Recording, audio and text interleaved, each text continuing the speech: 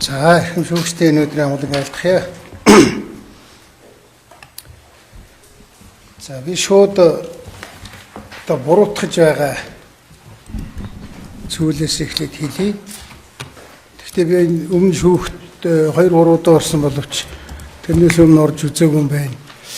Энэ 2-3 жил дамнаад байхаа хурал болоход зөндөө олон нотлох баримт гаргаад энэ амбулганы хэлж байгаа прокурорын хэлж байгаа юм бүгдийг няцаагаад бодиттой баримт тэр ингээд байхад 3 жилийн өмнө юм бол унших юм шүү дээ. Тийм учраас би одоо өөрөө жахан ийм уг нь презентацийн байгаа л да слайд. Гэтэ би слайд үзүүлээд яах вэ? Би зарим нэгэн үйл явдлыг ер нь яагаад алтууг одоо 2-3 жилийн ингээд чирэгдээд яваад байгаа гэдэг талаар ярих гэж бодож байна. Ер нь одоо манай прокурор сайн мэдж байгаа. Амбулган сайн мэдж байгаа. Юм уншдаг юм бол 2022 оны 4 сарын 22-ны өдөр намайг яллагдагч болгож яах гэж дуудсан. Авилгалын эмчс газар. Тэгээ яваад очисон чинь таныг хөгжлийн багны хэрэгт одоо ингэж яллагдагч болгож байгаа. За би тэгвэл наадахтай чинь танилцъя гэж суусан. Өмгөөлөгч Болдбаатарт хамт очив. Тэгээ би 15-6 хуудсан юм уншаад өчрийн жолоогүй. Гэтэл энэ хөгжлийн банкны хэрэг гэдэг бол 17 онд эхэлсэн юм байл. Би бол 16-аас 20 онд их хурлын гишүүн биш чөлөөтэй иргэн байсан. Тэр хооронд намайг үнэхээр хөгжлийн банкны асуудалтай юм байдаг байсан бол дуудаад асуугаад би тайлбараа өгөөд зарим юм архив сууж ухаж үзээд ингэх боломж байсан. Тэгээв. 4 сарын 22-ны өдөр намайг яллагдагч болгоод 4 сарын 25-ны өдөр намайг улсын хурал дээр бүрэн эрхийг төдөлгөлзүүлнэ гэж авч ирсэн. За би тэгэхээр ямар асуудлаар намайг одоо хөгжлийн банкны хэрэг та нар холбож байгаа юм бэ? Улсын хурал дээр авч орчсон хүн бол ерөнхий прокурор жаргал сайхан шүү дээ. Тэгээ манай халдшгүй байдлын дээр торон дээр хурлуулад би бас асуусан. Ямар асуудлаар ингэ намайг ингэж байгаа юм? Би тэр 15 хуудсан материалыг уншаад ойлгоочгүй. Тэгээд би зургийг авчий гэсэн чинь та зургийг авч болдгоо маа. Өмгөөлөгчөөс суугаад бичүүлээд хуулаад аваад 15 хуудас материалыг би өмгөөлөгчөөс хуулж авсан.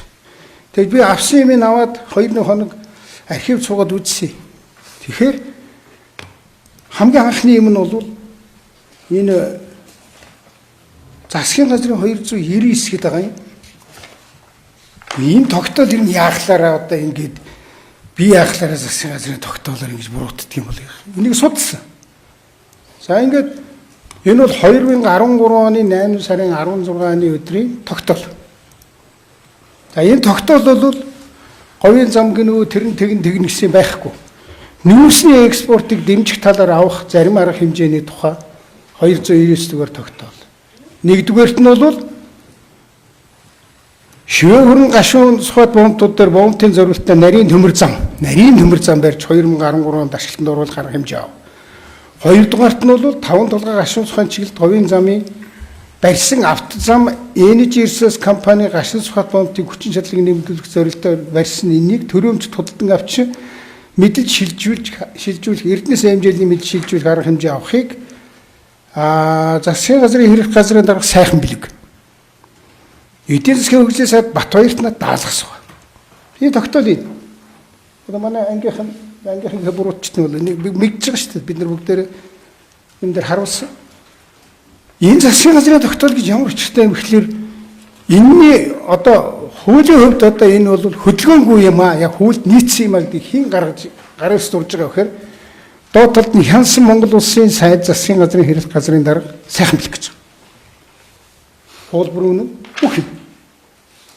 Тэгээд энэ одоо би одоо 3-4 засагт байж үзсэн. Ерөнхий сайд өхөн ингэ шийдвэр гаргаад ингэ хэлбэржүүлэл явдаг. Энэ юу яахлаараа ингэ тэгээ намайг ингэ хэрэг татхын цолчтой ингэ үзлээ. За тэгсэн чинь энэ дэр хөгжлийн банк гэдэг үг байхгүй.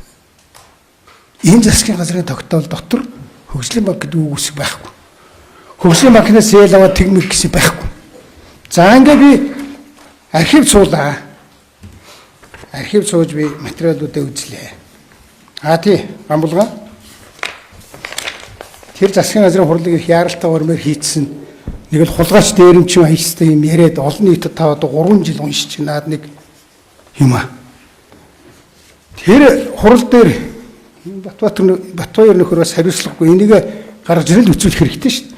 Тэр 8 сар 16-ны засгийн газрын тогтоолын танилцуулга нь бол нүүрсний экспортыг дэмжих талаар авах зарим арга хэмжээний тухай 3 хуудас байна. 2 3. Миний энэ дандаа хавцлах хэрэгтэй байгаа шүү. 333 дугаар хавцлах хэргийн 0 44 45 46 дугаар хуудастай байна. Гэхдээ танилцуулгагүйгээр яаж засгийн газар юм ярьдгийг би бас ойлгохгүй. Танилцуулаагүй. Ерөөсөө нэг хөвөлдсөн. За ингээд энэ дотор юм байдгийг. 3 хуудастай би тавьчих чад. Энийг ингээд төрийн мэдэлд авснаар ямар ач холбогдолтой бэ гэхээр Эрдэнэс таван толгой төрийн өмчийн компани автсан ашиглалтын зардлын тоон тутамд 2.2 орчим Америк доллар буурах боломжтой бөгөөд үр дүнд нь тус компани 13-аас 15 онд экспортлохоор төлөвлөчгээд байгаа 30 сая тонн нүүрсний экспортоос ирэх 30 сарын хугацаанд нийтдээ Монгол энэ компани 65 сая орчим Америк доллар хэмнэх боломжтой бол. Тэр чинь ингээд бүгдийг л ингээд оруулсан байдаг байхгүй. За энэ асуудал яагаад ингэж байгаа вэ гэхээр ингээд би зөндөө олон юм шүү. 3 хуудас. За тэгэхээр энийг та нар нэг үзчихээрэй. Одоо ийм худлаа юм ингэж одоо 2 3 жил ярих болимоор байна. За дахиад би уншиж өгнө. Намайг яаж Батбаяртай өгсөн хөвөлдсөн бэ гэдэг хуурамч материал бүрдүүлсэн. Энэ прокурорууд бол нэг өдөр ял үүрэх байх би тэгж бодож байгаа. Сайн цаг ирэх байх. Энэ прокурорууд ч одоо тэр хэргийн материал яаж бүрдүүлж байгаа хууль ёсныхаа дагуу байна уу шалгах юм байх үст. Би засгийн газрын хэрэглэх газрын архивд орж үзсэн. Яахлаараа би ингээд би одоо өчнөө олон хурлаа идэрч. Тэгэхээр би ерөнхий сайд хурлаа эхлэхдээ ингээд алхаа цогтгий. Тэр ганцхан хүн л харддаг. Баяраа биш л да. Сайхан билэг байхгүй. Засгийн газрын үеийн засгийн газрын хэрэглэх газрын дарга бол тэр засгийн газрын бүх хурал мурал бүх юм зохион байгуулдаг. Бүх хариуцлагыг тэр хүн хөлөө. Би үн тэгсэн баймар юм гэж бодохгүй. Тэгээ очиод үзлээ. Тэгсэн албан хэрэгцээнд хавцлах хэргийн 332.047 дугаар тал. Энэ дээр юу гэж байгаа вэ гэхээр за тэр нөгөө энэ хурлын чинь тэмдэглэл байхгүй. Алтан юу гэж байгаа вэ гэхээр за 13 оны 8 сарын 16-ны өдрийн засгийн хуулдааны эхлээ алхаж цоглоо. Асуудал байгаа юу? Асуудал байгаа гэдэг чинь би хэнд хандах вэ? Хэрэглэх газрын дарга ханд. Сайхан бэлэг сайд үг гэсэн хэлжлээр Батбаяр сайдад асуудал байна. Тэгэхээр нь Алтууг ерөнхий сайд Батбаяр сайд асуудлаа хэлнэ үү? Ингэж орсон. Яагаад би сайхан бэлгээс асуугаад байгаа юм гэхээр ерөнхий сайд хүн чинь тэр хурал зохион байгуулдаг хүн биш. Хурал өдөртдөг хүн баг. Тэгэхээр тэр хүн зохион байгуулалтыг хийчихсэн үү гэж асууж байгаа хэрэг. Тэгэхээр асуудал байна тэр сайдад байна оруулъя гэж. За ингэлээ тэгсэн чинь хөөе нөхдүүдээ та нар тэр яллагдагчаар татсан дүгэл төвзөр. Тэгсэн чинь намайг 4 сарын 22-ны өдөр нийслэлийн газрын прокурорын тогтоолыг эрүүгийн хэрэг үүсгэж яллагдагчаар татах тухай гэдэг энэ 21 дугаар хавцны 111 115 дээр ингэж байгаа. Тухайн өдрийн хуралдааны энэ нөгөө эдний бүрдүүлсэн материал шүү. Мөрдөгчтэйгээ нийлж тухайн өдрийн хуралдааны дэлгэрэнгүй тэмдэглэлийг үзэхэд өмнө нь алтан бичгээр хуулж ирвэс алтан хоёрыг Батбаяр сайд асуудлаа хэлнэ гэж ингэж л новшруулж байгаа юм л да. Энэ бол би fabrication of evidence буюу нотлох баримт хуримт хэрэгүүлж намайг ямар нэгэн байдлаар Батбаяр алтан хоёр хувилдсан болж. Би энэ олон жилийн Монголын төр зүтгэхдээ надад тийм бодол байдгүй. Би хэн нэгэн компани юм уу, хэн нэгэн хүний юм уу тэр байтугай өөрснийхөө сайд рууг би ордгоо. Би хууль намынхаа дагуу шийдэж хэлдэг. За энэ одоо яаж байгаа. Тэгээ та нар тэгээд энэ тэр хуримч материал бүрдүүлсэн мөрдөгчтэйг ярьдгүй. Яагаад 3 жил намайг энэ олон түмэнд ингээл Батбаяр сайдтай хувилдаад говийн зам гэдэгт одоо ингээд ийм өгцөн гэдэг. За би дандаа нотлох баримт ярьж байгаа шүү. Би энэгээр үг нь презентацид тавьсан шүү дээ. Тэгэхдээ би өнөөдөр заавал хэлэх юм байна гэж бодлоо. Яагаад гэвэл би энэ гам болгоны шин дахиад нөгөө 3 жилийн өмнө хүмүүс олон нийтэд уншина гэж огт бодлоо. За уучлаарай энэ эхний ялах төгөлт явж байгаа ч тэгэхээр аргагүй байсан. Яаж яана? Эхний ялах төгөлт явж байгаа тийм үү? За. Тийм учраас тэгэж явсан байх магадлалтай. Та өөрөө тайлбарыг хийгээд. За тэгээд дараа нь ингэж байгаа. Тэгээд юу шүү прокурорд нэг чиглэж ярих байхаа хүсэж байна шүү. За тэгээд хамаагүй цаар гэж байгаа учраас. Тэгээд танд хараад ирчих. За тэгсэн ингэж байна. Би хуралдааны протоколыг нэг үрчил үзлээ. Би энэ засаг төр зүтгэж байхтай ялангуяа 2 жил ерөнхий сайд хийж байхтай би хууль номын гадуур юу ч хийдгүй. Тийм бүх юм процессын дагуу явдаг. За тэгээд би хурлын протоколоос уншиж өгье. Энэ байна шүү дээ Батбаяр. Нэг өдөр сэрсэн урус асууд биш баг. Бид нар өмнө нөгөө нэг юм ганцхан замтай байдаг. Тэр ганц зам нь одоо хувийн компани өөрийнхөө мөнгөөр барьцсан байдаг. Тэр Эрдэнэс 5 толгой, орон нутгийн 5 толгой нөгөөх нь юу гэлээ нэг 4 компани байгаа. Ухаан удаг, Мак гэсэн компаниудын машин бүгдээрээ ингээд ухаан удгийн машин л ганцаараа явдаг. Мак энтри машин, орон нутгийн төрийн өмчийн компаниудын машин бүгдээрээ шороогоор. За энэ үед бол нүүрс нь $35 болсон, $70 байж байгаа. Ингээд тийм бүх асуудал үүссэн. За би тань уншиж өгч зүгээр. Засгийн газрын хуралдааны тэмдэглэлээс 332 дугаар хавцын 054. Алтууг би өөрөө ярьж байгаа энэ протокол шүү. Бид компаниудтай уулзаа засгийн газрынхандаа мэдээлэл сайн өгөөгүй байгаа юм байна. Тиймээс хам төмөр сайдын асуугаад байгаа зөв. Валютын ханш хөрцөлтэй холбоотой ямар нэг арга хэмжээ авах гэхээр дотоод нүүрснийхээ экспортыг нэмэгдүүлгээд нүүрсний экспортын том 5 толгой, жижиг 5 толгой, ухаан удаг Мак гэсэн 4 компанид уулзсан. Өмнө нь бол Батбаяр сайд бид нар уулзалтаа хийгээд юмаа яриад явсан гэсэн үг. Тус бүртээ нэрээ та нарт ямар санаа байна гэхээр нүүрсний экспортоо нэмэгдүүлмээр байна. Энэ замыг засгийн газар аваад дундын зам болгоод тэр хавийг бүх компани явдаг болгоод ямар вэ гэдэг санал нь энэ удаа тавигдсан зүйл биш. Удаан хугацааны туршид олон удаа тавигдж байгаа санал юм. Бид энэ замыг авбал ямар эерэг зүйл вэ? Ямар сөрөг зүйл вэ гэж харах хэрэгтэй. Энэ би өөрөө хэлж байгаа үг шүү. Ихээхэн мөнгөөр авсны дараа төмөр зам ашиглалтанд орчин. Түрүү нэг нөхрөөс ярьж байсан. Төмөр зам ашиглалтанд орчин. Тэр үеийн зам ч үнгүйтгэх юм биш байгаа гэж олон тэмдэглэсэн асуудал бас гараад байгаа. Шийдэж чадахгүй байсаар өнөөг хүрчлээ. Сая нүүрсний асуудал үүсэнгүүт эдгээр уг асуудлыг тавьж байгаа. Нөгөө компаниудтай ярихлаар манай төрийн хэмжээнд 5 толгой ихэд маш их хэмжээний мөнгө төлж энэ замаар тээвэр хийж байна. Тэгэхээр эндээс гарсан санааг бид нэр тойр суугаад ярихдаа энэ замыг 5 толгой дээр аваад тарифыг нь тодорхой хэмжээгээр багасгал яасан бэ? Хямрал болчиход $30 $70 зардаг байсан нүүрс $35 болчихлоо. Тэгээд энэ бүгдийг хуулъя.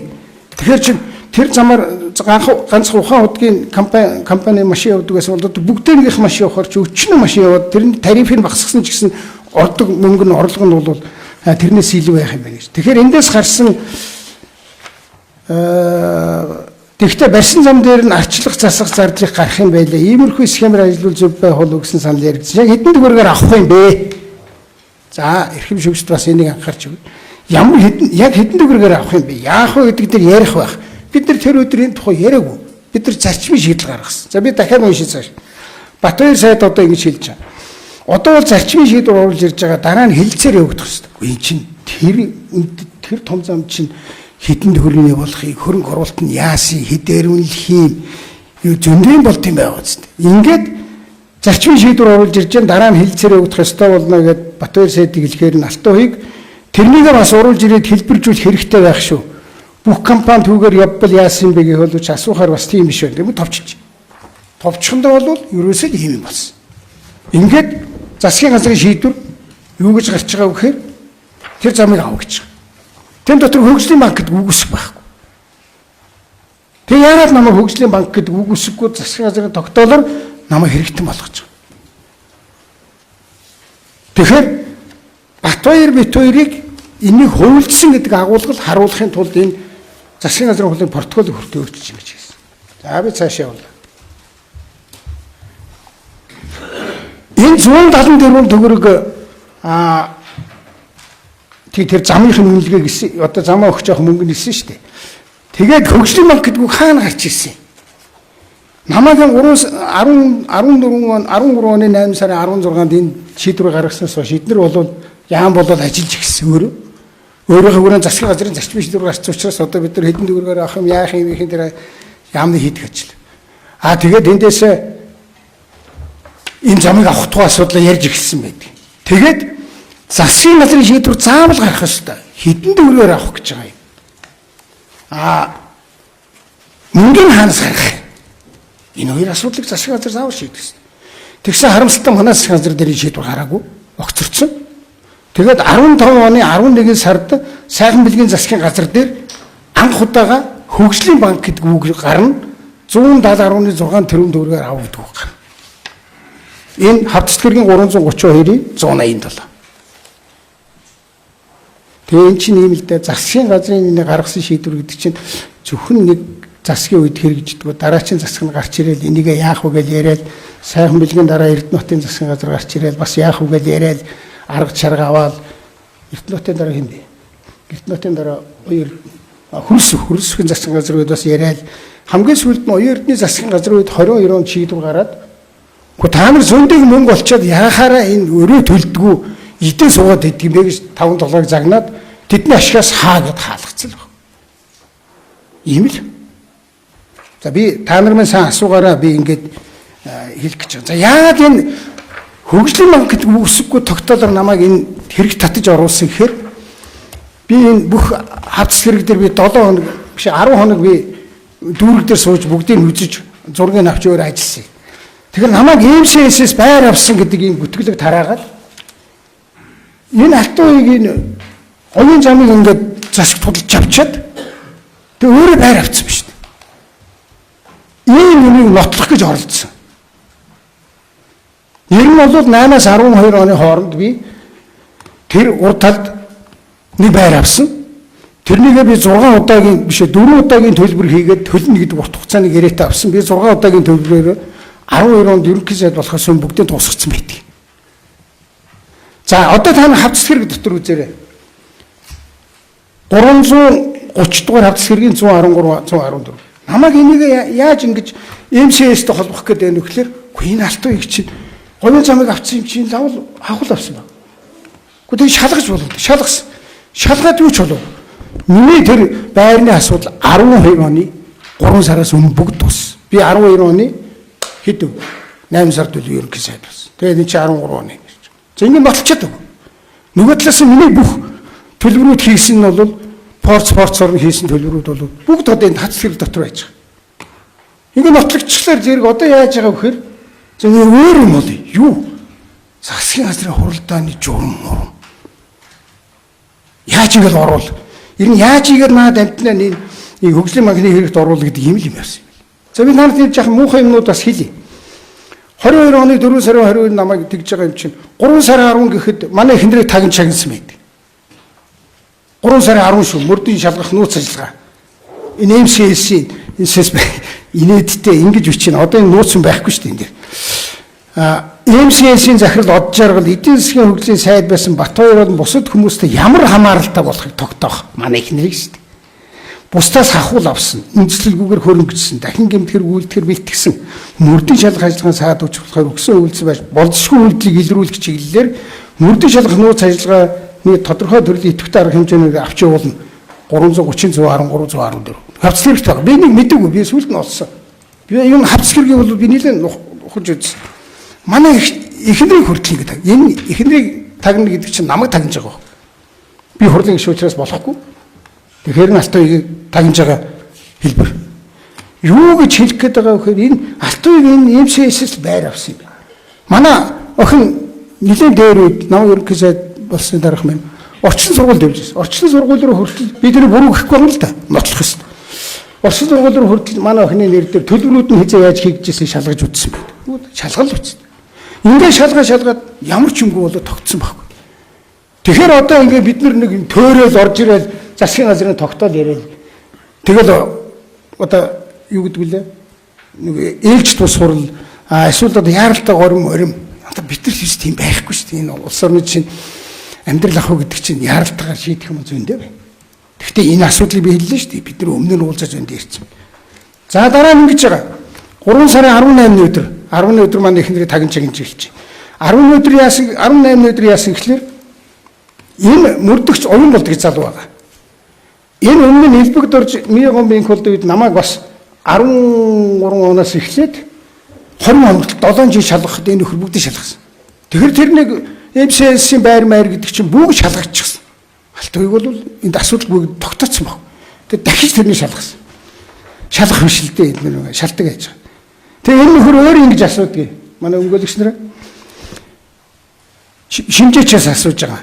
Монгол Улсын засгийн газрын энэ 13 оны 299 дугаар тогтоолын 2 дугаар хэсэгт нь автоцсан бомбын дэд бүтцийг төрөөмж тудалдан авч Эрдэнэс хэмжээл компани мэдл шилжүүлэх арга хэмжээ авахыг холбогдох сайд нарт даалгасан ба худалдан авах хөрөнгийн их усүрийг зааж өгөөгүй байхад хөрөнгийн их усүрийг заагаагүй гэдгийг мөрдөгч мэдчихсэн ба.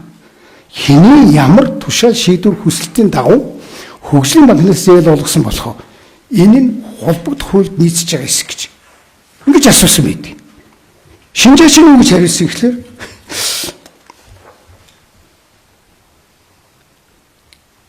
шинжээч нь энд чинь яриа хөгжлийн банкнаас авах гэж хэлэг байна л гэдэг. 337 дугаар хавцсан 240 дугаар. За тэгсэн чинь их сони юм болно. Тэгсэн уулаасан энэ 299 дугаар тогтоолыг эдгээр нөгөө нэг хөгжлийн банкны хэрэг 17-нд үүсэд явж байхад аль хэдийн тэр үед бас шинжээч томлоод асууцсан байдаг. 17 оны 5 сарын 29-ний шинжээч бас дүгнэлт байна. Бүр урагш. Тэн дээр бас юу гэж байгаа вэ гэхээр энэ 3 хуудас үүдгийг. Монгол Улсын засгийн газрын 299 дугаар тогтоолд хөгжлийн банкнд тухайлан даалгасан ямар нэг үүрэг даалгавар байхгүй. Уулаас үг байхгүй юм чинь дотор. Тиймээс хөгжлийн банк засгийн газрын өмнөөс Эрдэнэс хэмжээл компанид вексель өчөх ямар нэг үүрэг хүлээсэн гэж харагдахгүй байна. Ийм л. За ингэ болоогүй. Одоо яаж энийг алтан үеигтэй холбох вэ гэдэг юм. За ингээд намайг 4 сарын 11-ний өдөр энэ мөрдөгч оюун бол ялагдагчаар татна гэд прокурор санал явуулдаг. За энд бас ноцтой болчих. За энэ дээр ингэж явдаг. За би одоо өөрийнхөө овгийг хэлье да. Баян овогт нурын алтууийг нь нийтийн албан тушаалтнаар буюу Монгол Улсын ерөнхий сайдаар ажиллаж байхдаа Монгол Улсын засгийн газрын хэрэглэх газрын дарга сайхан бэлэг Монгол Улсын эдийн засгийн хөгжлийн сайд Батбаяр нартаа санаатаагаар бүлэглэн гэж хэлдэг. Ийм мөрдөгчийн саналыг прокурор руу явуулж байгаа. 335-189. 4 сарын 11-нд ч 3 хоногийн дараа ганц үлд бодвол энэ ганц үлд. Эрдэнэ ялагдагчаар татах үндэслэлгүй гэсэн юм прокурорын тогтоолыг 4 сарын 14-нд өгдөг. Одоо эдгээр чинь 4 сарын 22 гэдэг өдрөөр шагчсан цэтнотод байгаа улсууд шүү дээ. Яаж игээд нэг алах хэрэгтэй наадах чинь. За ингээд манай прокурор бас муулах юм байхгүй л дээ. Манай прокурор би сайн жишээд бас оруулаад хэлэхэр юм байна. Одоо энэ ганц үлд Эрдэнэ нарын чинь ингээд ялагдагчаар татах үг гэж ялцах тэгшэр татах үндэслэл алгаа шүү дээ. Буцаас. За тэнгүүс нөгөө хугацаа шахаж байгаа юм чи яах юм. Нөгөө оюун бол чинь дахиад 4 сарын 19-ний өдөр мөрдөгчийн санал явуул. Иргэн хэрэг үүсгэж алтуугийн ялагдагчаар татах. Тэгтээ за одоо нэг ноцтой юм гаргана. Энэ түрүүчийн явуулаад буцдаг ялагдагчаар татах мөрдөгчийн саналаас юуг алгуулсан гэхээр бивэрийн зэрэгцүүлэг уншиж үзсэн. Энийг нь болохоор хин ганц үлдэн болоод Эрдэнэ ялагдагчаар татыгээд авчихсан. Гэхдээ энэ үеэрт би ингээд ямар ялгаар айддаг юм бол эндээс нь энийг нь буцаагаад энийг нь аваад идэх гэсэн чинь сайхан мэлгээ хасцсан. Өнөөдөр Баян овогт нурын алтууг нийт албан тушаалтнаар Монгол Улсын ерөнхий сайдаар ажиллаж байхдаа Монгол Улсын эдийн засгийн хөгжлийн сайд Батбаяртай санаатаагаар бүлэглэн. Цаг мэлгийн хайц. Баггүй. Би цаг мэлгийн хэмт хэрэгтэй гэж яриаггүй л дээ. Манай засгийн газрын галт байгаа бүх засгийн газрын галт байгаа байдаг хүн чинь одоо энд байсан бол энэ асуудал ингэж явахгүй л байсан баг. Тэгэхээр зориуд цаг мэлгийг хасчихж байгаа. Одоо би тэгэхээр Батбаяртай яг өгсөн хөвлөсөн гэдгээр явж байгаа юм. Ингэж хонголддог баг. Энэ технологи гэж энийг хэл. Би энэ технологич маш сайн мэднэ. За ингээд 4 сарын 22-ны өдөр Эрдэнэ ялагдагчаар татах тогтоол гаргасан. Прокурорын тогтоол. Иргэн хэрэг үүсгэж ялагдагчаар татах тухай. За. Яг тэр өдөр АТГ-ийн дарга даш таваа улсын хурлын гишүүний бүрэн эрхийг төдийгөөлөх тухай Монгол Улсын ерөнхий прокурор Жаргал сайханд бичиг өгүүлдэг. Өш 22 гэдэг чи юу шүү? 5 дахь өдөр намайг нэг өдөр ирж хэлдэг. Энэ бас нэг юм баасан гариг гэдэг нэг яриа байдаг юм байл шүү дээ. Баасан гариг дамнуулсан. За ингээд одоо гэрлийн хурдаар явна. 4 сарын 25-ны өдөр улсын хурлын бүрийн эрхийг улсын хурлын гишүүний бүрийн эрхийг төдөөсөж тодорхой улсын ерөнхий прокурорын санал. Улсын хурлаар орсон. Ганцхан биевшлэлтэй нэг хэдвүлээд байна. 4 гишүүний асуудал ингээд орсон. Ингээд 4 сарын 25-наас хойш би чинь ингээл яллагдагч. Улсын одоо говийн зам үүдийг худалдаж аваад тэнд нэг байр авцсан нэг иймэрхүү нэг төсөөл олон нийт цацаад ингээл намайг хэрэгтэй гэсэн. За энийг ингэж хийдэг юм би бас тэрний хэлнэ. Ер нь бид нар миний бол энэ түрүүчийн яриад ирсэн энэ олон хүмүүс гэж яхаа ялгаа талдаа би өөрөө нэг улс төрч хүн болохоор улс төрийн юмыг бол амар хийн л дээ. Тэгэхээр энэ бүхний бэлтгэлийг хийсэн. Би тэгэхээр хэлчихээ та нарт 22 оны 1 сараас эхэлсэн. 23, 24, 25, 26 4 жил ингэж явуулж байгаа. Ер нь 21 онд би ерөнхийлөгчийн сонгуульд нэр дэвшээл адлагдаж ирсэн. Улс намайг дэвшүүлээч хөө. Тэгээ 22 онд намайг ямар нэг юмар хэрэгт хутхыг гэсэн. Тэгтээ ингэж хууль зөрчиж хийсэн. Архивд байгаа материалыг ингэж зориуд ингэж өөрчилж ингэж хийсэн. За одоо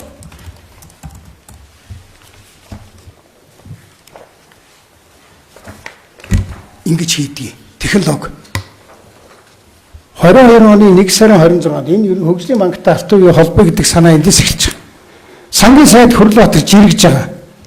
Юу жиргэж байгаа вэ гэхээр хөгжлийн банкын хувааж идэх эхлэл 17 онд тавигдсан шүү дээ. Хойш шүүгчнэрийн нэм анхаарч байгаа. Ер нь хөгжлийн банкны хувьд бол эргэцэн хувьд бол 2 юм байна. Нэг нь бол 11 оны Сүбатолд ерөнхий сайд байхад батлагдсан анхны хөгжлийн банкны хууль. Тэр үед бол бодлогынхаа асуудлыг бол засгийн газар их хурлаар батлуулаад засгийн газар нь хөгжлийн банк руу өгөөд хөгжлийн банкнд эндээсээ санхүүжүүлж болох хөгжлийн банкныхаа хуулийн шаардлагыг хангасан төслүүдийг санхүүжүүлдэг байсан. 17 онд Жавхлангийн баланкн дээр одоо энэ сангийн сайд эдгээр хууль өөрчилсөн. Засгийн газар өөрчлөөгүй Эрдэнэтийн үед их хурлын хэдэн гишүүн нийлж хагаад хөгжлийн банкны хуулийг өөрчлөөд одоо хөгжлийн банкын хоёр өөр эрх зүйн орчин ярьж байгаа байхгүй. Одоо сүүл яригддаг юмд бол дандаа нэг тийм алтны үйлдвэр ямар нэгэн өхөр чинь хөгжлийн асуудал биш байхгүй. Ингээд бол ерөнхийдөө энэ ариун цэцэг гэдэг хүний бичсэн хөгжлийн банкын хувааж идэх эхэл 17 он тавигдчихж үнэн баг. Тэгсэн Хөрлөбаатар нам ингэж байгаа. Би энэ жиргэгийг нь харуулж шүү дээ. Үгүй дээ хөгжлийн банкыг удирдах байсан гадаадын багийг хөөж явуулсан Алтуугийн эхлэлийг нь тавьсан. Түүний дараа мэдээгүй юм шиг сонсоогүй юм шиг явж ирсэн. Цэгцлэх ажил харин хөгжлийн банк 20 оны хавар сангийн хаамны харьяанд ирж байж ихсэн. Өөрийгөө жахаа өргөсөн. За энэ хүнийг яаж утаанд оромжилдэг вэ? Алтуугийн ямар ч хамаагүй байхад хөгжлийн банкны үүсэхгүй тогтоолоор улсын хурл надад яллагдагч болгоод улсын хурл дээр оруулж олон төмний өмнө энэ одоо том гэмт хэрэгтэн болгож харуулад ингэж явсан. Эхлээ бол ингэж тавьж байгаа Хөрлөбаатар. Дараа нь ингэсэн 2 сарын 22 оны 2 сарын 11-ний өдөр ордонд нэг юу болсон. Өөрөөр нь төлөвлөгдөг хилцүүлэг боллоо. Эдгээр байна шүү дээ. Амар муухай хулгай аргатай. Уулаасаа хулгайч нар. Хүнийг бэлддэг. Гар хөл болох хүнийг бэлддэг. Одоо Алтуугийг алахын тулд Хөрлөбаатар ингээд ерөнхий мөсчс юу тавьж байгаа. Одоо дараа нь жижиг онгоцуудаар дайна. За уучлаарай юу яа.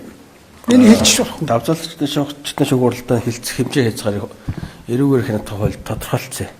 Гэхдээ анхан шатны шүүгууралтаа дээр баримт шинжилэн судлагдсан нотлох хөрөмтэй хүрээнд давзалчдын шүүх хилцнэ гэдэг. Тэгэхээр би танаас юу яагаад вэ гэхээр хэрэгт хамааралтай буюу одоо прокурорын ялах төгөлт үйлдсэн хэргийн хэмжээнд л та юм ярих юм ёстой болчиход байна л да. Ойлгож шүү. Процессын хуулийг бол бид дагаж бүрдэх үүрэгтэй. Одоо энэ чинь миний хэрэг чинь улс төрийн хэрэг байхгүй. Улс төрийн хэрэг гэдэг чинь ингэж л явдаг байх. Олон төмд нэр төрийн чинь утаанд оромжлон мөш болгож харагдуулна. Би одоо энэ хэлчихмээр байна. Би товчилчээ тэгтээ ерөнхий шүүгч уучлаарай. Би эдний хэлээд байгаа юм хэлээд шүү дээ. Олон нийтэд яг ингэж хийдэг байхгүй. Өрзийн наран гэж Баянгол дүүргийн иргэдийн төлөөлөгчтэй хурлын төлөөлөгч Монгол Ардын намын. Энэ хүнээр энэ хилцүүлэг дээр очиод юу хэлүүлж байгаа вэ гэхээр Алтан угийн соёлын хөгжлийн банкыг тон хажлыг эхлүүлсэн хүн мөнөөс мөн. Алтан угийг шалгахгүй бол би гадаа гараад талбай дээр хэвтчих. Дүүрэг иргэдийн хурлын төлөөлөгчүүд иргэн гэдэг нэрээр нь хуралд орсон байдаг хилцүүлэг. Дараа нь Утганбаатар Монголыг том дээрэмд хонгодог өгсөрсөн Алтан угийн байхгүй. Алтан угийн сайдыг бий болвол энэ хөгжлийн банкыг тон хажлыг эхлүүлсэн хүн мөнөөс мөн гэж үздэг. Тэг олон нийтэд харьцуулгаагаа нэг ингэж хийдэг. Дараагаар нь дахиад ийм болдог. Эдгээр ингэж хэлж байгаа намайг. Би энэ хоёулангийн шүүхэд өгөөд намайг үтгсэн болохын тогтоолгосон.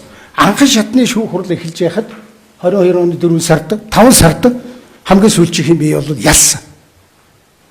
Би одоо хичнээн хүнтэй тэмцэлдэг юм бэ. Тэнд Хүрлбаатар, энд хингэлээ Өлзийн наран, Утганбаатар. Ийм гэдгийг манай тухайн ийм бүхэн институцийг хэн удирддаг гэхлээр тухайн эрх баригч намын дарга Алтай. Би түрүүчийн хурал дээр хэлсэн энэ хүн бүгдийг нь хайруулсан. Хамгийн гол буруутан бол энэ хүн. Энэ өөрөө хэлэхгүй байгаа байхгүй хөрхий. Бөөнө нөх байхгүй. Би нөгөөх нь ингэж байгаа Утганбаатар. Би Алтай гишүүнийг авилгатай нэмс газар үгүй. Одоо эдгээр чинь нөгөө яахан зүйтэй эдгээр хэлүүлнэ. Авилгатай нэмс газар шалгах юм уу? Шалгах хүндэслэл гэж бол улсын прокурор нэрийг нь улсын хурлаас татах юм уу? Энийг бүр би асуумаар байна 3 сарын 29-нд. За ийм жүжиг тоглолт юм аа. Би одоо эрхэм шүүгчдийн уучлаарай. Би одоо ийм муухай шудраг ус юмнууд дундуур явсан учраас энийг би зөвхөн та нарт биш Монголын ард иргэдэд бол бас хэлэх ёстой гэж бодож байгаа. Одоо хүмүүс ойлгох байгаа. Чи одоо 3 удаа цагаад згсэн чинь яаж вэ? Хэмэдэх одоо тэг ингээд тийм учраас энийг ярихаас өрөө байхгүй. За Жавхлан гэдэг хүн намайг улсын хурал дээр үтгсэн байдгийг зэ товчилчих. Яагаад гэвэл энэ 17 оны хуулийг өөрийнхөө юмар хийсэн.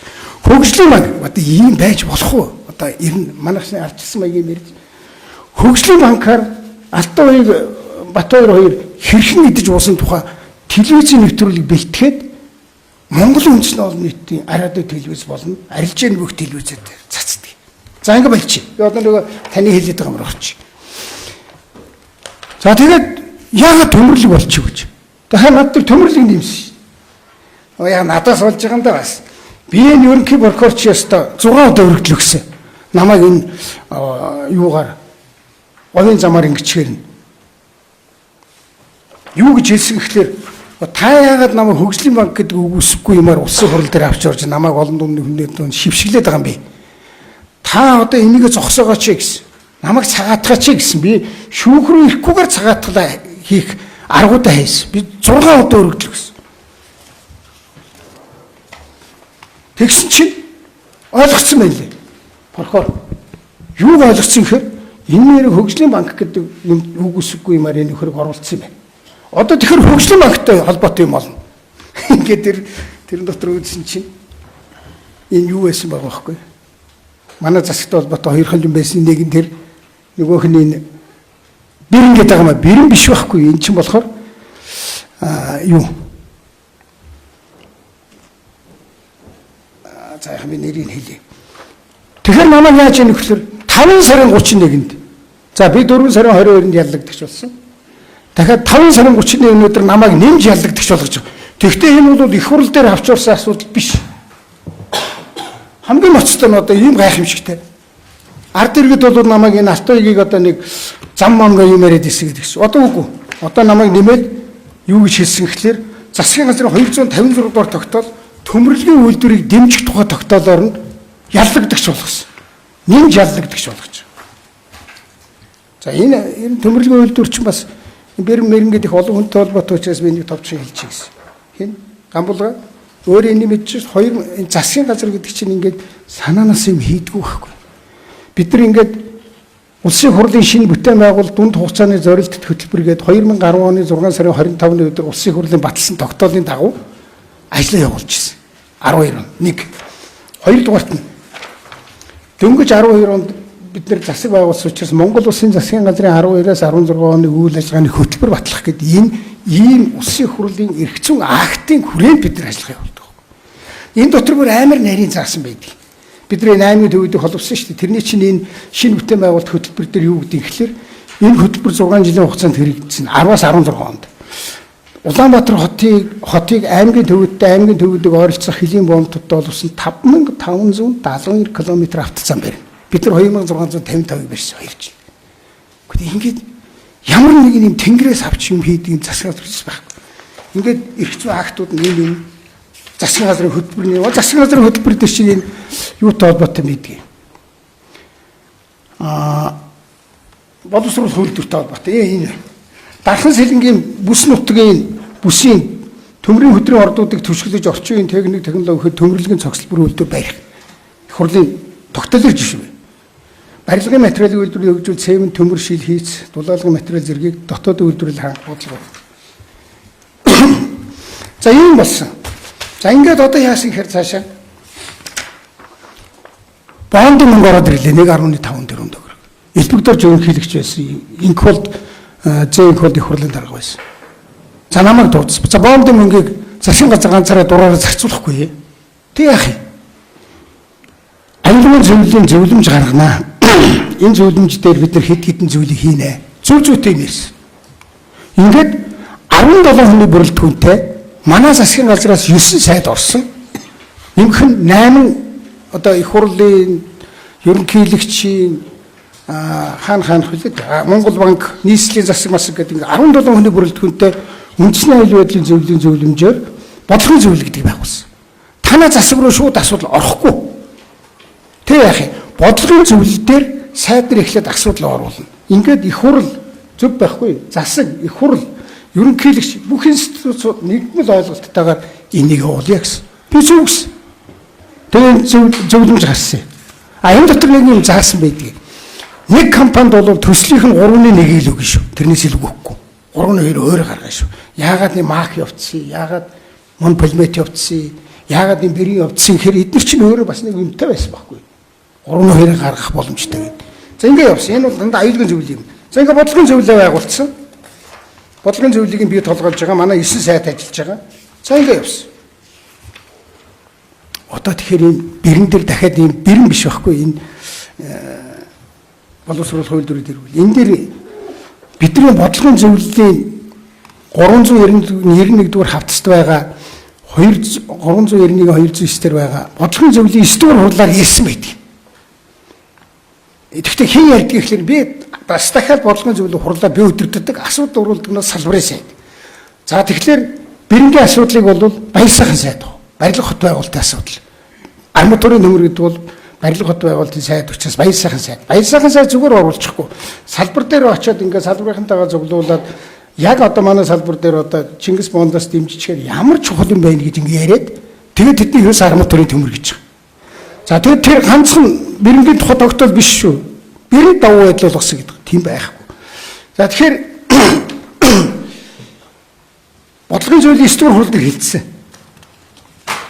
Бодлогын зөвлөлийн 10 дугаар хууль дээр хэлсэн.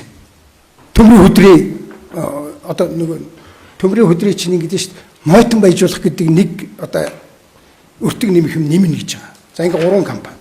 За ингээд яасан гэхээр бодлогын зөвлөлийн 12 дугаар хурлаар 13 оны 7 сарын 8-ны өдөр тэргүүлэх ач холбогдолгүй хөрөнгө оруулалтын төслүүдийг сонгох бодлогын зөвлөлийн 12 дугаар хуралдааны тэмдэглэлээр гарсан байдаг. Ингээд одоо бодлогын зөвлөлөөс 3 удаа хэлцсэн учраас 7 сарын 8-нд бол бодлогын зөвлөлийн зөвлөмж гэж гаргаж байгаа. Дугаар номер 4 7 сарын 8-ны өдөр. Энэ ганцхан юуны тухай гарахгүй. Бэрэн гэж гарахгүй. Энэ дөр бол нэгж байгаа. Боонг 767 онгоцын 25 сая Америк доллар. Төрийн орон сууцны тоосх 100 сая Америк доллар өгөөч тэр буян тухайг хөдлөх гэдэг. Төмөрлөгийн үйлдвэрлэлийг дэмжих 50 сая Америк доллар. 50 сая гэдэг чинь дотроо дүүг байхгүй. Монгол металл майнинг 8.8 хүртэл, Монла 6.4, Монроос цэвэд 12.1, Бэрэн групп 22.7. За ингээд одоо энийгээ засгийн газрын хурлаар оруул. Манай бодлогын зөвлөл бол дэмжичлээ. Бодлогын зөвлөлийн зөвлөмж нь гарчлаа. Энэний дараа яах вэ? Засгийн газрын хурлаар орлоо. Тэгээд энэ гарчиж байгаа. Тэгтээ бас хэдүүл нэг юм бас дахиж ойлгуулах хэрэгтэй. Намайг энэ хэрэгт татаж оруулахаас өмнө 22 онд орсон. Татаж оруулсан. Тэр 17-ноос ихсэн юм дээр бол дандаа ийм яриа явдаг байсан байлаа. Засгийн газрын шийдвэр чи яах юм?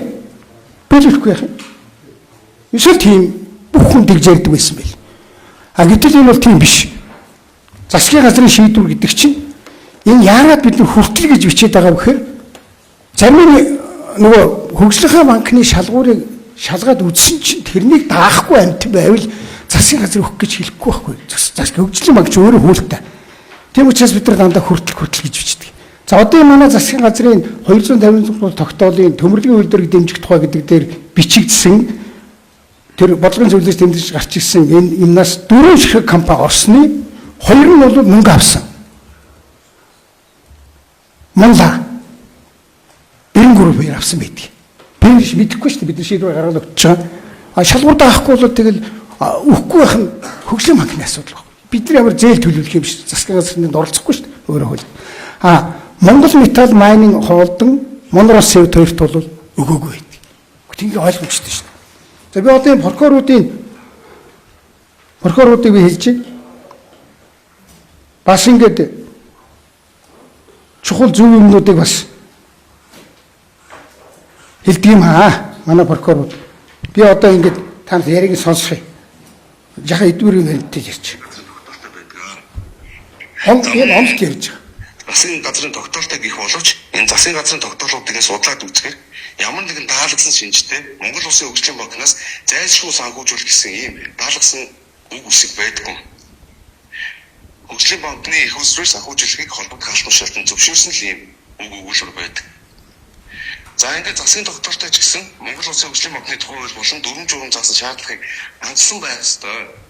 Өөрөөр хэлбэл хэдийгээр засгийн газрын тогтоолоор санхүүжүүлэхийг зөвшөөрсөн ч гэсэн Монгол Улсын хөгжлийн банкны тухай хууль за мөн зээлийн бодлого за бусад дүрм журамд бол нийцэн төсөл хөтөлбөрийг санхүүжүүлэх ёстой болохоор энэ хөгжлийн банкны гүйцэтгэх хөтөлбөрөөр ажиллаж байсан хүмүүс нь ч хэлдэг.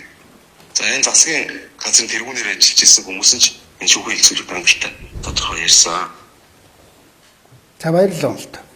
Тэгэхээр энэ бас юм надад санагдах. Тэгэхээр энэ бие чинийг чинь орж ирээд нэлээд тайлбарлсан. Дээр манай хин Шинбаатар нөгөө Мөнхбат энэ төр бол бас энэ бүгдийг тайлбарсан. Энэ нөгөө өмнөх хурлуудын юм дээр байна.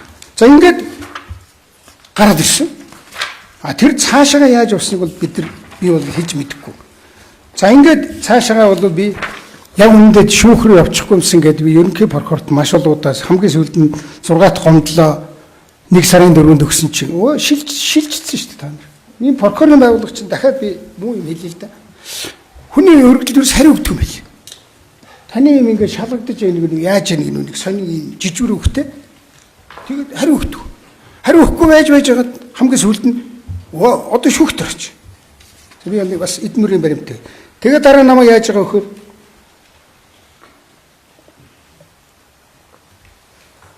одоо ингээ алтан эгч улсын хурлд нэг хэрэгтэй явжсэн чинь 5 сарын 21-нд дахиж нэг хэрэгнэ гэд ялдагдчих болгоо 2 хэрэгээ нэгтгсэн прокурорын тогт. За ингээ манай сайд нарыг дуудаж асуусан байдаг. Энэ урд нь ерөөсөө шийдчих болох байсан байхгүй. Манай сайд нараас ингэж асуудгийг мөрдөгч. Манай прокурор юу өмгөөлөгчний сайн мэд. Тухайн засгийн газрын хуралдаанаар хууль тогтоом зөрчиж шийдвэр гаргадаг байсан эсэх талаар ярина уу? Хөдөлдөг байхгүй. Тэмүүжигээс асууж байгаа. Тэмүүжим тийм байхгүй. Манай хууль сайд шүү дээ. Ган сайдас тухайн засгийн газрын хуралдаанаар хууль тогтоом зөрчиж шийдвэр гаргадаг байсан уу? Тийм байхгүй. Тэр үстэй сайд байхгүй. Сонин бид сайд байхгүй. Улаан байхгүй. Ийм л юм шүү дээ. Ямар ч юм. Тэгэхдээ энэ олон нийтэд бас энийг хэлэх ёстой. За ер нь бол тэгээ би одоо төгсгөл ганц юм хэлье. Энэ бол надад хамаатай юм биш. Би Монгол улсын ерөнхий сайдаар ажиллаж исэн хүний хувьд засгийн газрын ямиг ингэж болохгүй л дээ л гэж хэлэх гээд байгаа. Тэр нь би болохгүй гэдэг юм биш. 2005 оны 3 сарын 31-ний өдрийн цэцгийн төмөлт байдаг юм. Бямбдорж дарга байсан юм байл. Тэгээ энд бол засгийн газрын тогтоол захирамж нь хууль тогтоомж нийцээгүй бол засгийн газар өөрөө бие улсын хурал хүчингүй болгоно гэсэн заалтыг зөрчсөн байна гэж захиргааны хэрэг хянан шийдвэр тухай хуулийн зарим заалтыг үтсэн байдаг. Би тэгээд анх хэлсэн шүү дээ. Үүнээс хойш түүнээс хойш алтуйгаас өөр өнөхийн сайд битээ орж иж ингэж хурал мурлыг. Гэхдээ би танад хэлсэн шүү дээ. Тэр хурлыг дэгмэг бүгд тоглоом шүү. Алтуйгийг л байр авцсан тэрнийг нотлох гэсэн тэр нь нотлогдоогүй тэнгүүт нь хурлын тгийн асуудал болгон хувиргасан. Тэр нь дахиад нотлогдохгүй болохоор тэгвэл чи энэ төмөлгийн үйлдвэрийг дэмжсэн тогтоолч чинь. Тийм л юм шүү. За захиргааны ерөнхий хууль 15 оны Монгол Улсын их хурлын улс төрийн шийдвэрийг хэрэгжүүлсээр засгийн газраас гаргасан шийдвэртээ энэ харилцаа энэ хууль дараах харилцаанд үүсэхгүй. Дараа энэ засгийн газар дотор орохоор би нөгөө хэлж шүү. Манай сайхан билег энэ дээр бол хэрэг хийгээгүй. Зүгээр сайхан билег байсан бол бүгдийг тайлбарлаж ярих байсан. Засгийн газар асуудлыг олонхын салаар шийдвэрлэн энэ шийдвэрлэж чадаагүй шийдвэр гараагүй тооцсон. Шийдвэр гараад энэ гэдэг чинь бид нар олонхоор шийддэг. Түрүү хэн бас яриад байлаа. Бид нар ингэж гараа өргөдгөө парламент биш. Засгийн газар чинь. Ерөнхий сайд инглээ. За, өөр саналтай хүн байна уу? Хэрвээ эсрэг бодол саналтай хүн 2-3-аас илүү байвал би тэр асуудлыг хойшлуулдаг. Яг түнзэрэн дээр манай өрөөнд дахин дараагийн асуудлыг хэлцээ.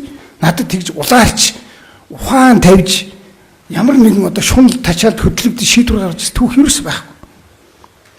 За засгийн ерөнхий сайдын бүрийн эрхийг юу гэж заасан байдгийг. Засгийн газрын хуралдааныг хэлцэх асуудлыг тодорхойлж хуралдааныг товлж даргалдаг. Тэр материал чинь бүрдсэн юм уу, бүрдсэн юм ингээ. За одоо энд нэг юм байна. Монгол Улсын засгийн газрын тогтоол улсын эдийн засаг санхүүгийн салбарт гарч болзошгүй хүндрэлээс үржсэн сэргийлэх арга хэмжээг нэн даруй зохион байгуулах шаардлага бий болсон тохиолдолд нөгөө дэгэ харгалзахгүй яралтай хормоор болж байна. Энэ болон жолооч нар ажилгүй болно гэдэг чинь Монголын хувьд бол эмгэнэл байхгүй. Хүмүүс ажилгүй болно. Ажилд орлоготой байх гэсэн. Тэгэхээр засгийн газар чинь яралтай хормоор оруулаад шийдлээд уг нь асуудал нь бол яралгүй л байхгүй. Би хэллээ шүү дээ 15 онд сайхан билгийн засгийн газрын үед тэр тоомон тохироод эслэгдсэн юм байлаа. За ийм юм би хэлье. Энэ бол дараачийн одоо Монголын төрд ажиллах хүмүүст засгийн газар хинээс ч хамаарахгүйгээр шийдвэрээ гаргаад юмаа хийгээд явхад бас хэрэг болох болов уу гэж бодсон үндсэн дээр би төгслийн юм хэлж байгаамаа. За би ингээд асуултанд хариулахад бэлэн байна. За хэд хэдэн асуултууд асууя. Ер нь бол заавал дүгнэх төстэй асуултууд гэж байгаа учраас. За нэгт бол түрүү энерги ресурсийн төлөөлөгч нараас хэлээ гэн. Энэ мэдээлэл хөрвүүлэх тухай гэдэг бол шууд одоо энэ замаа аваа гэж хэлээгүй. Тэгтэл чинь одоо ингээд авсан нь бол буруу гэдэг талаар. Тэгээд энэ ардлын дагдсан 16-нд ирсэн байхад энэ одоо ямар утгатай учиртай юм бэ гэдэг дээр нэгдэх асуудал. Эхний асуулт. Энэ цаас иж би мэдэхгүй. Манай засгийн газар гэдэг чинь хэн нэгэн хүний юм уу одоо Батбаяр сайдын барьж орсон цаасаар юм хийхгүй. Би түрүүн танарт хэллээ шүү дээ. Хавцас хэрэг дотор байгаа засгийн газрын тогтоол дээр л ярьдаг. Тэгэхээр энэ ийм асуудал бид нарт огт яригдаагүй. Энэ сүүлд би энэ хурал цуугаад явахаар наадах чи яриад байгаа. Би хараачгүй наадах чи. Засгийн газарт ирээгүй байхгүй. Ер нь Оскаровын бичсэн юм ч гэсэндээ одоо энэ мэдээлэл хөрвүүлэх тухайг үндэслээл өнөөдөр ингээд ирсэн. Тэгэнгუთ нь тэр даруйд нь маргааш нь хуралдаал холбогдох хууль тогтоом журмаж жүрсэн гэдэг юм байна. Тэгэхээр энэ асуудлыг уг нь бол одоо Батбаяр сайд оруулах ёстой байсан уу гэдэг нэг асуудал байна. Үгүй Батбаяр сайд асуудал оруулахдаа энэ тухай огт яриагүй, би ч мэдэхгүй, манай засгийн газрын гишүүдч тараагдаагүй материал тогтоол юу танилцуулга нь бол тараагдсан. Миний хэлж байгаа. Батбаяр сайдын юу бол ер нь энэ ирсэн учраас оруулсан гэсэн агуулга. Тэгээд дээрэс нь нөгөө шийдвэрийн төсөөлмөс байхгүй дараа оруулаад ирийг гээд зүгээр нэг яриагаар асуудлыг шийдсэн байх нэг гэж бас биччихээд байна л да. Нөгөө спорт гэмж харамсны тогтоолын төсөөл бол энд байхгүй наа. Гэнгүүт уг нь байх ёстой. Тэр тогтоол нь бас тодорхой судалгаан дээр үнэлэгдэж орж ирэх ёстой юм хэлчих ёстой байдал чинь одоо юу ямар үндэслийг бариад хэлцвэ гэдэг нь байхгүй нэ гэж яриад байгаа шүү. Би түрүү нөгөө 3 хуудас танилцуулга материал байгаа гэж шүү дээ.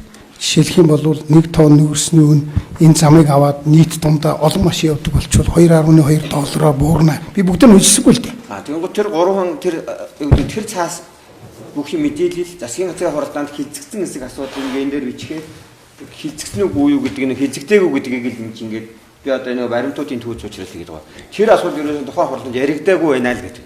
Би мэдэхгүй. Би танад сайхан бэлэг гэдэг нэг л нэр хэлж байгаа шүү дээ. Би хурал зохион байгуулагч биш. Би хурал өдөрдөг хүн баг. Яагаад тэр сайхан бэлгийг хасаад байгаа энэ мөрдөгч. Би төрөг хөвлөсөн гэж хэлэх гээд байгаа байхгүй. Сайхан бэлэгтэйг л бичих. Тэгээд ер нь журмаар бол мэдээж нэг ийм асуудлууд байж ээж та энийг дасан төгсөх боломжтой байсан уу гэдэг бас нэг асуудал байна. Хаана байна тэр докторийн төсөл нь? За хаана байгаа тэр 3 үзүүхийн материалыг яриад байгаа энэ юунд үнэлэгдсэн бэ гэдэг асуудал. Би хурал зохион байгуулагч боломж байсан уу? Болохоос биш. Би материалын бүрдэл тооцоодог юм биш байхгүй. Тэ яг хөө засгийн газар үйлдвэрлэх комитетийн үед бол асуудал хэлцгээр улс орны нийтлэг асуудал учраас бас ямар нэгэн байдлаар тодруулах боломжтой байсан уу? Би танд өөр юм уншиж өгье. тийм хэлээд шүү дээ. Энэ нэг өдөр болоогүй байхгүй. Энэ тогтоол гарах гэж энэ зарчмын зохитой шүү. Би тоо ярихгүй байгаа хөгжлийн банк гэж үг байхгүй байдаг шүү дээ. Энэ тогтоол гарах гэж өөрөө сар гаруй ажилласан тогтоол байгаа байхгүй. Би түрүү уншлаа шүү дээ. Бид нэр ингээд гандамбар сайдд мэдээлэл өгөөгүй юм байна. Бид нар ийм компаниудтай ингэж уулзаж ярьсан, зөвлөлдсөн. Одоо дийлэнх нь бол энэ замыг авчгаал үнийн жахан тарифыг буулгачвал өчнө олон машин, өчнө олон хүмүүс ажилтаа болох гэдэг. Тэр байтугай нөгөө компани маань Эрдэнэс 5 толгой маань бас нэг 65 сая доллар болох гэдэг. Засгийн газарт яг ийм асуудлаар хандсан ёлооч нарын ирэх шиг нийт хэрэгтэй холбоотой тийм баримтууд яг хизээ ирсэн гэдэг асуудал энэ дотор бичигдэхгүй байна л да. Ялах түмэд авсан баримтууд өрөөнд дээр зүгээр л ганцхан энэний хүрээнд асуудыг шийдсэн гэдэг юм яриа. Тэгэнгუთ таны яриад байгаа тэр өмнө нь үнэхээр асуудууд үүссэн байсангууд хизээ хаана яаж хэдэн удаа үүсв засгийн газарт ямар жолоочийн нийтлэг эрх ашиг зөрчигдсөн эсвэл улс орны эрх ашиг зөрчигдсөнтэй холбоотой хэдэн удаагийн асуудлууд засгийн газар одоо бусад одоо шийдвэр гаргах албан тушаал шаардлагууд гişүүд ч юм ирсэн бэ гэдэгт холбоотой баримтууд тухайн яг хурдаар хилцэх нь үү гэдэг. Тэр чин дээр хурлын бүрдэлтэл ордог байхгүй. Энэ дотор тэр нь одоо ингээд тэмдэглэлээр үзгээр байхгүй байна л гэдгийг хинжиж бичсэн. Байхгүй байна гэдэг бас зохиож бичсэн баг. Би тэгж бодож байгаа. Одоо эдгээр үгэнд битгэхгүй байна шүү дээ. Та нар улаан цайн засгийн газрын хурлын архивд байгаа протоколоос сайхан бэлгийн нэрийг хасаа бичиж байгаа хүмүүст би юунд итгэх юм. Энэ наадах чинь бүгдийг үзэх үүрэгч байхгүй, шаардлагач байхгүй. Би хурлаа удирдал явуулсан. Монголын эдийн засгийн ийм ноцтой асуудал үүссэн байсан. Тэр асуудлыг тэр өдөр шийдсэн биш. Зарчмын шийдлийн тэр өдөр гаргасан. Энийг цаашаа ямар их үүсвэрээр яаж санхүүжүүлэх вэ? Тэгээд нэг асуудал нь нөгөө нэг концессийн гэрээтэй холбоотой асуудал. Гэрээ байгуулсан тохиолдолд хоёр тал ерхийдэл нь үйл хүлээн. Одоо ингээд тодорхойгүй ойлгомжгүй ер нь гэрээгээ боди хэсэг асуудал гарвал аль нэг тал нь санаачлах боломжтой. Гэтэл энэ концессийн гэрээ айл хэдийн 10 жилийн хугацаанд ингээд эрх үүрэг хүлээчээд энэ асуудлыг ингэж шийдэх ёстой юу гэдэг бас асуудал ирээд байна шүү. Би хэлж шít энэ миний түрүүчийн хэлсэн үгэн дотор энэ асуудал дахиж засгийн газар хурлаар орж ирнэ гэж. Ямар их үүсвэрээс хэдэн төгрөгөөр концессийн гэрээтэй асуудлыг одоо төр иргэн одоо бусад аж ахуйн нэгжээр зам бариулсан мөнгөөр. За тэгээд тэгэнгუთ нэг нь бариулчаад одоо шууд авлаа болио гэж ингэж хэлэх ёстой юу? Гэрээнийхэн дагуу явах байсан уу гэдэг асуудал байна. Шууд аваг байхгүй надад чинь. Гэтэ ав гэж шийдэх нь үндслэл нь юу вэ гэдэг дээр л ав гэж шийдэх чинь одоо ийм хоёр янз юм байдгийг. Авах уугүй гэдэг зарчмын асуудлыг шийдэх хэрэгтэй байна. Зарчмын асуудлыг шийдчихвэл манай сайдар яадаг гэхээр зарчмын асуудал шийдвэл бид нар ажилдаа ормоор байна. Одоо ажлын хэсгийг гаргамаар байна. Яаман дээр судалгаа тооцоог нь үзмээр байна. Ажил руугаа ормоор байна гэж. Энэ процесс чи би бараг жил явсан байх гэж бодож байгаа. Тэгж засгийн газар дээр сайхан бэлгийн засгийн газрын тогтоолд ороод шүү дээ. Авах хэсэг асуудлыг шийдэхэд нөгөө нэг хувийн аж ахуйн нэгжийн санал хүсэлж явахт хамааралгүй. Ер нь юу болох юм авах юм уу? Та нар яах юм? Цаашаа өргөжлөх юм уу? Гэрийг анзууцлах юм уу? Эсвэл одоо ингэхүү гэдэг асуудлыг нөгөө талын хүсэл зоригийг огт харгалзахгүйгээр шууд шийдэх боломжтой юм. Энэ нь шүү дээ хоёр талтай. Би түрүү нэг улсын эрх ашигын үүднээс шийдэж байгаа учраас одоо ингээд хэмбэлээ нэг говийн зам гэдэг нэг хувийн замтай байхгүй тэр чинь. Тэр хувийн замаар цөөхөн машин явдаг.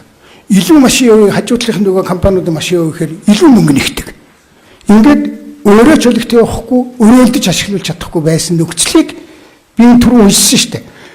5 толгой жижиг 5 толгой ухаан худаг Макс 4 компани туулсан. Ерөнхий сайд Батбаяр хамт туулсан гэсэн. Бид нар энийг зөндөө ярьсан гэсэн үг. Ярьж байгаа тэгээ юу гэж яах вэ гэхээр бид энэ замыг авбал ямар иргэн байх юм? Ямар сөргөн байх юм? Монгол улсын ерөнхий сайд Монгол улсын засгийн газар гэдэг чинь нэг компанид давуу тал болохыг гэдэггүй байхгүй. Өөрийнхөө тэр төрийн өмчийн компаниудад хүртэл нэг хэдин машиныг явуулчмаар байдаг байхгүй. Энэ ярилцсан баримтууд хэрэг дотор байдаг. Одоо үйл байж шүү дээ. Би өөр яг хэрэг дотор. Би харин хэргийн юм ярьж хавцлэр 332-ийн 054. Би дандаа хавцлэр ярьж шүү дээ. Би бүх хавцлэрг үзсэн. Нөгөө талтай ер нь уулзсан баримт байд юм. Одоо энерги ирсвээс говийн замтай маргаан гараад байна. Ер нь яагаад ийм асуудал үүсвэ гэдэгтэй холбоотой. Ой, манай засгийн газрын зарчмын шийдвэр гарснаас хойш энэ асуудал орж ирээгүй. Тэгэхээр яамныхаа төвшөнд ажлын хэсгээ байгуулад нарийн ширээ юм тохироод таны асуугаад байгаа зүйлдээ одоо энэ концессн тэгээ яаж хизээ дуусгар болох юм? Яах юм? Энийг бол бид нар засаг дээр техникийн асуудал гэдгийг. зарчмын асуудлыг шийдлээ. Одоо тэнд чинь ерөнхий сайдын мөнхийн орохгүй, салбарынх нь ороод явж хагаад бидний эрх хэмжээнээс манай яамны гэдэг юм уу сайдын эрх хэмжээнээс арай илүү гарсан засгийн шийдэл хэрэгтэй байна гэвэл засаг руу оруулж ирдэг. Ийм л Яг гол юм нь нэгэнд аж ахуйн нэгжид бариулчаад тэгэнгუთ тэрний өшөө зэргийг хагалцахгүйгээр шууд зарчмын шийдэл гаргана гэдэг нь харгалзал байлгүй. Тэгвэл эн чинь би хэлж шít. Энэ ухаан удаг гэдэг чинь тэд нар шүү дээ. Тэднэрт уулзал ярьж ирсэн биз дээ. Ухаан удаг гэдэг чинь тэр байхгүй, тэдний зам байхгүй. за яаралтай шийдвэрлэх гэсэн гэдэг байгаа. Тэр нөгөө гормын асуудлууд байгаа. Тий. Яг юунд үнэлэгдсэн баримт байна уу гэхээр одоо прокуратурын төрөө эсэргүүцлийн дуудснаар яаралтай шийдвэрлэх асуудал биш байсан. Яаралтай шийдэх гормын асуудлыг одоо нотлох ямар нэгэн байдлаар баримт байхгүй гэдэг асуудлыг бас яриад байгаа шүү. Тийм байхгүй. Би түрүү хэллээ шүү дээ. Намайг энэ хэрэгт чинь хахуул аваад байр авцсан гэдэг үндслээр л үтсэн байхгүй. Тэгэл болохгүй болохоор нэг процедур яриад журам яриад явж шүү дээ. Тийм л юм болсон шүү дээ. Өөр яасан. Улс тэгж байгаа шүү дээ. Одоо энэ зам шиг ашиг өгсөн зам байхгүй. Засаг бас ингэн хой. Энэ Ганбаатар шүүгчээ уян хатан байна. Уян хатан гэдэг чинь өнөөдөр бид нар жаахан алдагдал хүлээж болно. Тэгвэл та нар дахиад нэм ойлгоч. Ерөнхий сайд юм уу засгийн газрын гишүүдийн боддог юм бол хүмүүс маань ажилтай байгаас. Гэхдээ ухаан худгийнх нь замаа тавьчихээд зүүн машин явуулаад тэрнээс ямар хэлцэх мөнгө олох юм. Бид нар тэрнийг авахгүй гэж хэлээд шорон замаар нэг баахан явуулаад баахан гарлага гаргаад ямар хэрэгтэй. Тэгэхээр хамтарчул гэлээ ашигтай байна. Хөвдөөч ашигтай шүү дээ. Танаа замаар зөндөө машин явж байгаа. Тэдээ яхаараа бас эсэргүүцгий. Би бол тэгж ойлгож байгаа. Бид нар энэ зөндөө уулзж юм ярьж байсан. Тэгээ ерөнхий зарчмын шийдлийг ингээл хийцсэн байхгүй. Тэгээ энэ мэдээлэл хөрвүүлэх гэдэг нь бол түрүүний үгээр бол яг ав гээгүй. Ер нь бол бас энэ гэрээний конжусын гэрээний хүрээнд дээр бас мэдээлэл солилцдог байсан гэдэг агуулгаар тэгээ хөрвүүлсэн. Энэ хэнээс хэн рүү явчихад байгаа бичиг би мэдэхгүй байна л. Батсэнгэл гээд гүйцэтгэх захирал гинэ. Тэгээд эдийн засгийн сайд Батбаяр танаа гээд 8 сарын 15-нд. Гэхдээ яамдын хооронд ирж байгаа бичиг цаас. Тэгээд нэг энэ цаасаар ер нь асуудлыг шийдчих болох юм. Тэр худлаа. Нэг ийм л юм ер нь бол хэрэгэл авсан баримт ялгах дүгнэлтэд агуулгал энийг л бичээд байгаа шүү. Энэ бол угаасаа асуудал биш. Харин судалгаа одоо тэр аж ахуйн нэгжийн хүсэл зориг, профессионал иргэдийн хүсэл зориг, улс орны эрх ашигын тэнцвэр яаж явах вэ? Гурван талын уулзалтуудтай холбоотой баримтууд байна уу? Энержи ресурс нь юу гэсэн? Яагаад өндөр тогтоосон? Тэгээ энэний агуулга юу юм? Гэдэг асуудлыг л яриаггүй ээжж шийдсэн чи одоо ер нь хууль зөрчлөө гэдгийг имгэл энэ ядлах талаас ирээд юм гэж ойлгосон шүү. Нэг малгамсад явж байхаар яага малгайтай явж байгаа ингээл малгайг явахаар яахаар малгайг явж идэг юм шиг л болоод байгаа шүү дээ. Улсал тийм өөл хайхад байгаа үст. Түүнээс чи наад дотор чинь би одоо засгийн газрын гишүүдээ бүгдийн өмгөөлийг хэлж чадна. Бүгд сэтгэл зүрхээр айжсан 2 жил. Тэгээд идчих юм байдгүй. Би хэмтэн ч хуйлддаггүй. Одоо тэгээ та нар хардаа. За уг нь алтууг сайхан бэлэг Батбаяр гурав хамсаатан болоо явж исэн чинь сайхан бэлгийг хасчихаар алтууг Батбаяр шинэ нөгөө манай мөнхөд бид дөрөв хамсаатан болоод би ганц ч удаа тэр хөгжлийн банкны хүнийг дуудаж чи тэг ингэж хэлдэггүй. Тэгтээ байна штэ. Ганбаатар шүүгчээ. Хавцгэр дотор бас тийм байгаа шүү. Энэ алтууг сайд ингэ дарамтлаад. Тэгтээ тэр нь энэ хилцүүлгийн явцад өөрснөө бурууга хүлээгээд чимэг болсон. Дахиад нэг технологи байгаа шүү. Яллагдагчаар татсан хүнийг дарамтлаж агаад эсрэг мэдүүлэг өгүүлээд оруулж ирээд эндээс нь би ингэж асуух гэхээр яллагдагчаар татсан хүнээс гэрч болдгоо амар тийм нарийн юм байт юм бэл. Ер нь технологи л байл шүү. Тэгээд нэг асуудал нь юм байсан. Нөгөө Батэрдэн гэдэг гэрчээрээс мод сайд асан зам тээврийн энэ асуудал угаасаа Батэрдэн тий. Зам тээврийн яамтай консультингээр байгуулсан. Энэ асуудал угаасаа тухайн засгийн газарт орох ёсгүй байсан гэдэг нэг мэдүүлэг байсан. Энэ нь бол миний мэдж байгаа бол Батэрдэн сайдын үед байгуулагдсан байх. Тэр МСС зам. Өш дахиад би МСС гэснээс нэг билж. Энэ би нэг юм хэлье. Бид нар тийм хувь юм байдгүй. Жишээлх юм бол МСС-ийн надад бас амар гомдно. Би одоо нэг үг хэлье. Тэр нь манай засаг гарч ирээд одоо энэ урагш явж байгаа төмөр зам биш үү? Энэ 5-7-оос хил гарч байгаа төмөр зам, 5-7-оос сайн шанд руу явж байгаа төмөр замыг хаагуяар нэг хувийн компаниуд өгсөн байсан. Нэг нь МСС, нэг нь энэ дэлгэр сайхны компани байна. Манай засаг дээр гарч ирээд бид нар энэ бодлого байсан. Ингээд одоо хаагуяар нэг төмөр зам ингээд хувийн компанид өгч болд юм уу? Ингэж яриад бид нар тэрнийг төр буцааж аваад одоо бүр төр буцааж авчих шүү дээ. Энэ Монгол улс чинь өөрөө улс шиг улс байхын тулд төр өөрөө юмаа мэддэг байх хэрэгтэй. Тэр нь заавал төрийн өмчийн компани байгуулна гэсэн үг шүү. Төр тусаж авсан. Тэгээ нэгдсэн бодлогоор хийлгэнэ. Энэ тэгэхээр эсрэг юм хийж штэ бид нар. Төмөр замаа хүртэл бид нар буцааж авчихсан. Тэгээд Чингис Хаандаас 200 сая доллар өгөөд энэ төмөр зам хурдан тавиад 70 гуудын босгочихсон. Яг сүүлд нэг нарийн өргөн гээд ингээд баах юм ярьцгаад удаажлаа л л дээ. Ерөнхий засгийн газар би зөвхөн өөрийгөө хэлж байгаа юм биш шүү. Ерөнхий сайд тэр засгийн газрын гишүүд гэдэг чинь бас нэг тийм шууд нэг хусч гэсэн үеийн нэг л байдгүй л биш. Одоо л их байд юм шиг байна. За тэгээд бас яг хэрэг тавцсан баримтуудын л үеийнээр асууж байгаа шүү. Бас нэг засгийн газрын референдум байсан баха. Энэ асуудлыг хилцсэн угаасаа нэг журмыг чөртсөн. Ер нь бол дараалд ороогүй байсан. Ер нь журмаараа бол ямар нэгэн байдлаар дараалд орох хэрэгтэй байсан бүрдэгдээгүй байна. Тэгэхээр одоо ийм асуудлыг бол ерхий сайдл одоо хийж чадах байхаа гэсэн агуулгатай нэг мэдүүлэг юм лээ. Тэр нэг тийм харагдсан. Тэр хутлал байхгүй. Ер нь ба штэ. Эрхэм шүүгчтэй.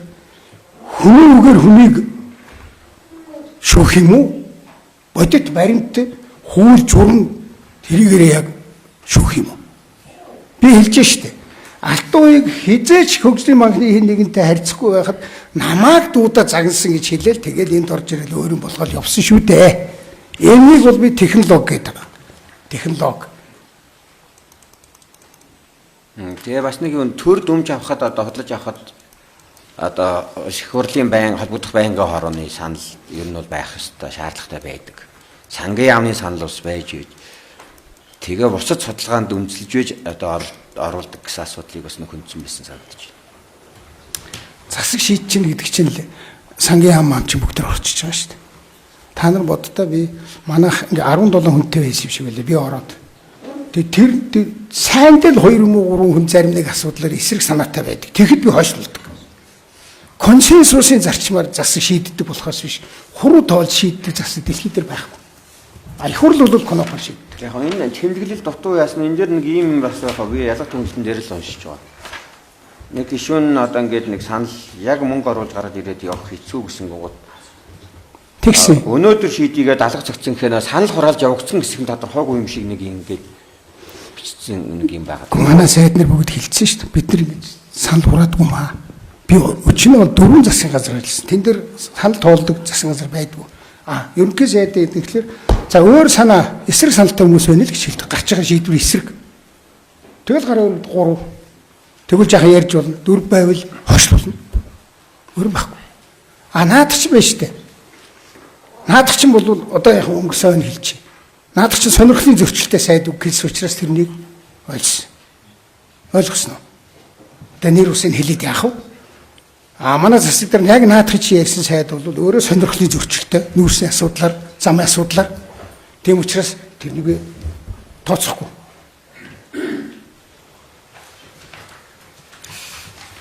Бирингийн асуудал дээр мэдээж таашаа ерөөхдөө ярьж ил байна. Яг энэ хэрэг давчин баримтаар одоо зээлийн хоороны даргаыг дуудаж одоо загинж мангас сэдрэгээд нэг тийм хөдөлгөөд байлээ. Тэгээд чиглэл өгөөд нөгөө зээлийн шаардлага хангахгүй байхад өгөхгүй гэж явахад заавал өгсөн агуулгаар одоо үлгэлсэн гэдэг одоо таны Батбаяр сайдын Шинэбаатар туузын дарга мөнхөд нарыг одоо нэг тэгж яасан. Тэгээд нөгөө холбогдох мэдүүлгүүдийн үзэхээр зээлийн хоороны гишүүд идэрнэ бүгдээрээ дуудаал ингээд загинсан эсвэл одоо зайл ажиллаа өг эсвэл одоо энийг гард идэг.